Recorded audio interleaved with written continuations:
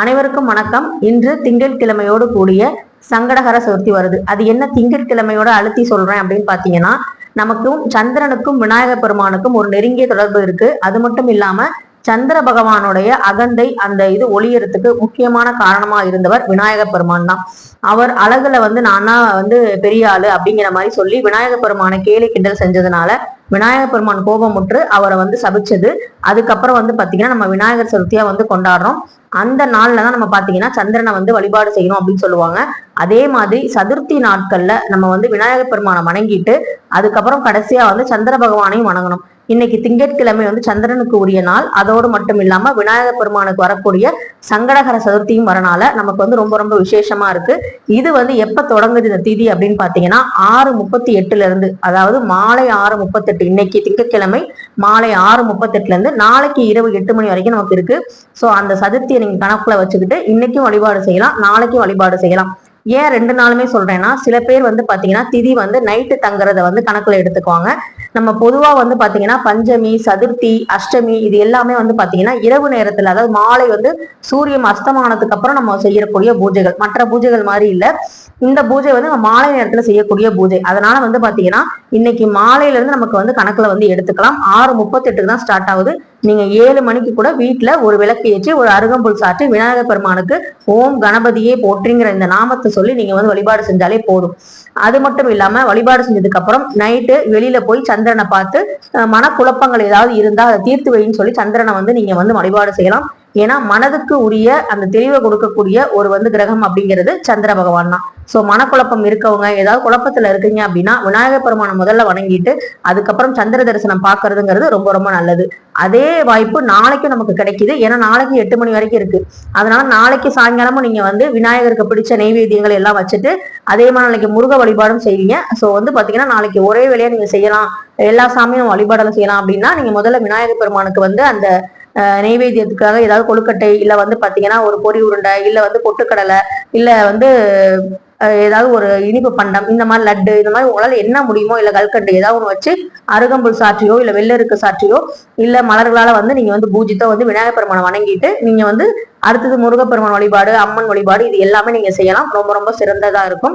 அது மட்டும் இல்லாம சதுர்த்தினாலே நீங்க விநாயகர் பெருமானை வணங்கிட்டீங்க அப்படின்னா கண்டிப்பா நீங்க சந்திர பகவான் தரிசனம் பண்றதுங்கிறது ரொம்ப ரொம்ப நல்ல விஷயம். அதையும் பண்ணிக்கோங்க. இன்னைக்கு திங்கட்கிழமையோட வரனால இது ஒரு பெரிய விசேஷமா இருக்கு.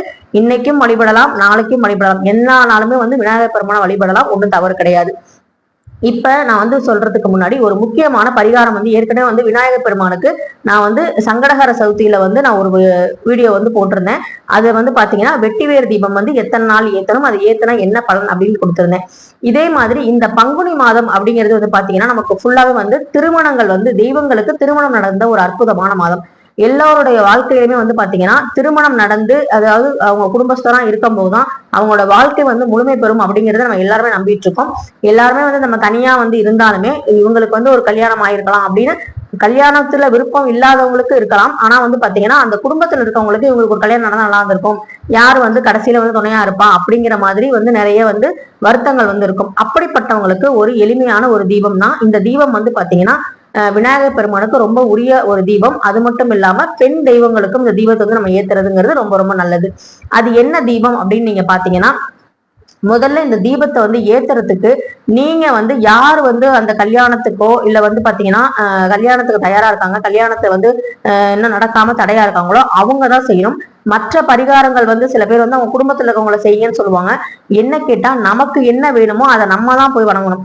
இப்ப பாத்தீங்கன்னா நான் நல்லா இருக்கணும் அப்படின்னு நினைச்சேன்னா நான் போய் வணங்குற மாதிரி எங்க குடும்பத்துல இருக்கவங்களும் பாத்தீங்கன்னா நல்லா இருக்கணும், அவங்களும் போய் கடவுளை போய் வணங்கணும். எல்லாத்துக்குமே நம்மளே வணங்கிக்கிட்டு இருந்தா கடவுள் எனக்கு தான் செய்வாரே தவிர மத்தவங்களுக்கு அதுல பாதி வாய்ப்பு தான் நமக்கு கிடைக்கும்.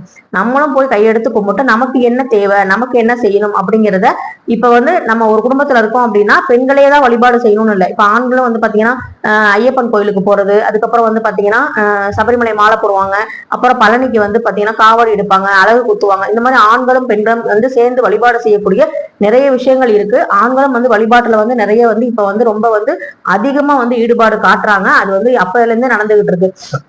அந்த சபரிமலைக்கு மாலை போறதெல்லாம் 48 நாள் விரதம்ங்கிறது கடுமையான விரதம். அந்த மாதிரி விரதம்லாம் வந்து இருக்கிறது ரொம்ப ரொம்ப வந்து கஷ்டமான விஷயம். சோ அந்த மாதிரி அவங்க வந்து ஆண்களும் வந்து பாத்தீங்கன்னா குடும்பம் நல்லா இருக்கணும் அப்படிங்கிறதுக்காக அவங்க செய்யறாங்க, பெண்கள் நம்மளும் செய்யறோம். அதே மாதிரி இந்த பரிகாரம் செய்யறதுக்கு முக்கியமா வந்து யாருக்கு திருமண தடை இருக்கோ அவங்க தான் இந்த பரிகாரத்தை செய்யணும். அதான் வந்து விசேஷமானது.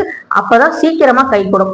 நமக்கு இந்த மாதிரி நல்ல மனைவி வேணும், நல்ல கணவன் வேணும் அப்படின்னு சொல்லிட்டு நம்ம போய் வேண்டும் போதுதான் அந்த வேண்டுதல் வந்து பரிபூர்ணம் நடக்கும் அப்படின்னு சொல்றாங்க. சோ வந்து பாத்தீங்கன்னா இந்த பரிகார தீபம் வந்து இது வந்து பரிகார தீபம் தான், இது எல்லாரும் ஏத்தணுங்கிற அவசியம் இல்லை. அதே மாதிரி உங்களுக்கு வந்து ஏதாவது பண தகராறு இருக்கு, இல்ல வந்து ஒரு பணம் வர வேண்டிய இடத்துல வரல, கடன் தொல்லை இருக்கு அப்படிங்கிறவங்களும் இந்த தீபத்தை வந்து ஏற்றலாம்.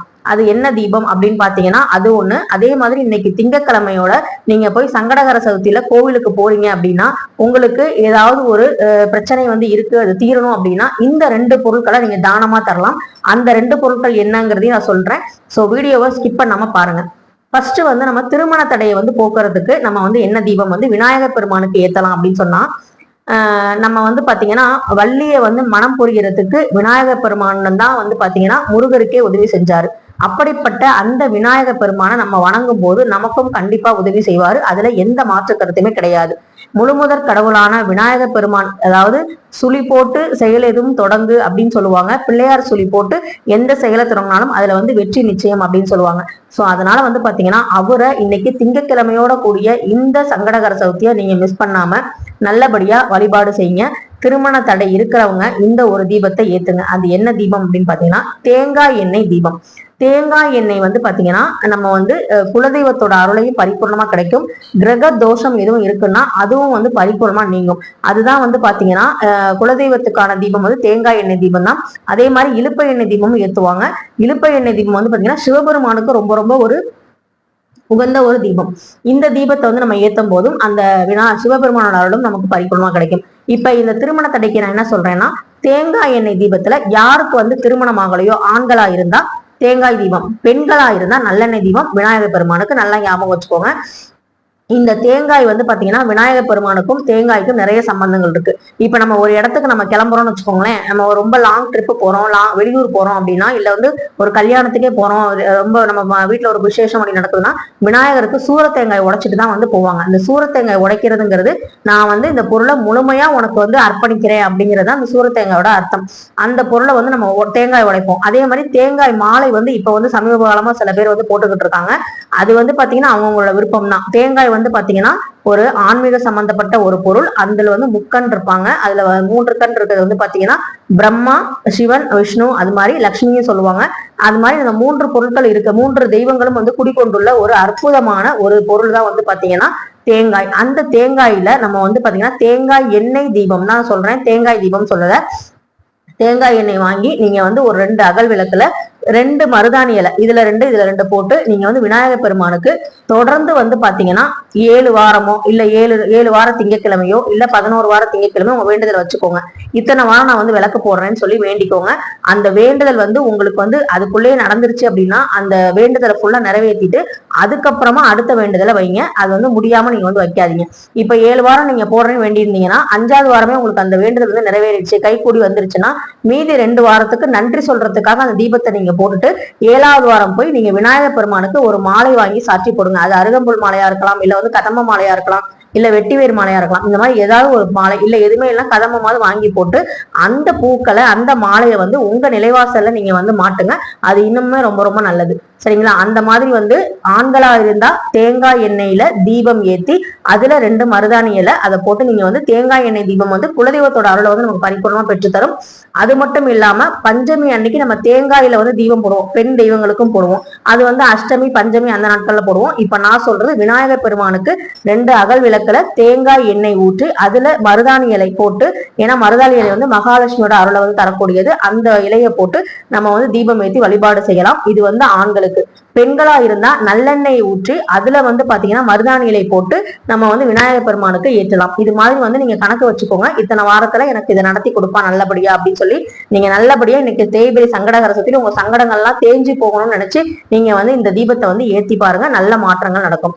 அடுத்தது வந்து பாத்தீங்கன்னா இன்னைக்கு சந்திரனுக்கு உரிய நாள் அப்படிங்கிறனால பச்சரிசி இருக்கு பாத்தீங்களா, பச்சரிசியையும் வெள்ளத்தையும் கொண்டு போய் நீங்க கோவில்ல இருக்க அர்ச்சகருக்கு நீங்க வந்து தானமா அப்படியே கொடுத்துட்டு வந்துடலாம். அதாவது கோவில் நீங்க கொடுத்துட்டு வேண்டிட்டு நல்லபடியா இது நடக்கணும் அப்படின்னு சொல்லி நீங்க வேண்டிட்டு வரலாம். இது வந்து நீங்க பாத்தீங்கன்னா 9 வாரம் 11 வாரம் வந்து சதுர்த்தியில நீங்க செய்யலாம். இன்னைக்கு திங்கட்கிழமையோட சந்திரனுக்கும் உரிய அந்த சதுர்த்தி வரனால இன்னைக்கு மாலையில நீங்க செஞ்சீங்கன்னா நீங்க 9 வாரம் செஞ்ச பலனுமே இன்னைக்கு ஒரு நாள் செஞ்சாலே நமக்கு கிடைச்சிரும் அப்படின்னு சொல்றாங்க. சோ வந்து பாத்தீங்கன்னா சந்திரன்கிறது உண்மைதான், அது வந்து இருக்காரு. விநாயகர் நம்ம எல்லாருமே நம்புற முழுமுதற் கடவுள். இதுல நம்பிக்கை இருக்கிறவங்க கண்டிப்பா செஞ்சு பாருங்க, உங்களுக்கு நல்ல பலன் கிடைக்கும். சோ வந்து பாத்தீங்கன்னா பச்சரிசி வெல்லம் இன்னைக்கு மாலையில கொடுக்கலாம், நாளைக்கு செவ்வாய்க்கிழமை வந்து அதை செய்ய வேணாம். திங்கக்கிழமை போய் செய்யறவங்க பச்சரிசி வெல்லம் வந்து நீங்க கொடுத்து தானமா கொடுத்து நீங்க வந்து வேண்டிக்கிட்டு வரலாம். இது வந்து ஒரு நல்ல ஒரு பரிகாரம். இந்த 2 பரிகாரமும் வந்து பாத்தீங்கன்னா உங்களுக்கு உங்க வாழ்க்கையில் இருக்க தடைகளை வந்து நீக்கி உங்க சங்கடங்களை வந்து நீக்கிறதுக்கு நல்ல பயனுள்ளான ஒரு பரிகாரம். இந்த விஷயம் உங்களுக்கு பிடிச்சிருந்தா கண்டிப்பா வந்து லைக் பண்ணுங்க, ஷேர் பண்ணுங்க, மறக்காம நம்ம சேனலை சப்ஸ்கிரைப் பண்ணுங்க. நெக்ஸ்ட் வீடியோல பார்க்கலாம். நன்றி, வணக்கம்.